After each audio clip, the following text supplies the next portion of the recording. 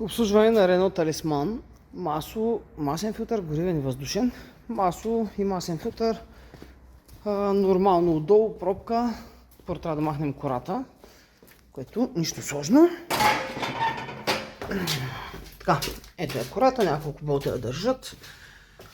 Така, ето е пробката за маслото. Ето и масен филтър, както обикновените Рена.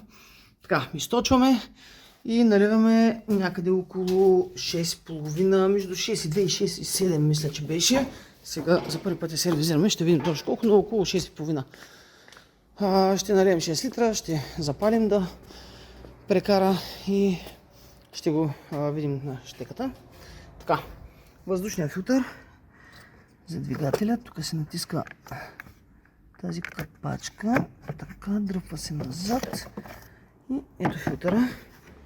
Вадим, сваляме, това е много лесно и след малко ще търсим горивния филтър. Горивен филтър. Малко нелогично да е от тази страна, но отдолу отляво, тъй като маркучи тръби вървят от дясната страна през цялото време, от резервуара до отпред и са изкарали ето къде филтъра от лявата страна. Имаме една пластмасова кора с една гайка и тези две метални гайки, странни гайки. Така. Ето къде се намира. Сега ще източим от тук. Мисля, че от тук трябва да е. За да източим горивото, за да можем да развием, да не олеем навсякъде. Ще го забършим преди това. Голяма мизерия. И слагаме новия. Тук няма как, тъй като е наобратно, няма как да го напълним с гориво, но то е далеко от горивната система на двигателя отпред. Така че предполагам, че като сложим филтъра, той ще се напълни докато колата запали и прекара. Ако не, ще видим с диагностика дали трябва да се напомпи, но предполагам, че 2-3 пъти като дадем на контакт и трябва да има помпа, която да напълни филтъра. И така, развиваме и сменяме. За сервизния интервал натискаме старт бутона, за да дадем контакт. И с това копче надолу нагоре и окей, работим като цяло. Сега даваме надолу, докато не намерим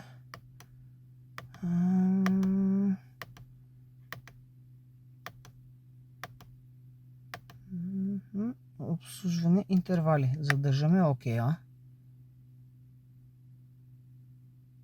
Така, смяна на масло, тук пише някакви 1000 км, задържаме отново окей.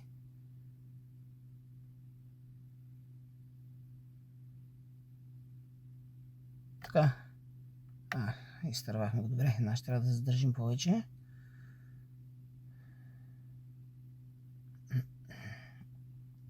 Докато да е новия интервал. Така, когато спре да мига, пускаме бутона. Сега тук има обслужване след 21 000 км, което не знам защо е толкова много.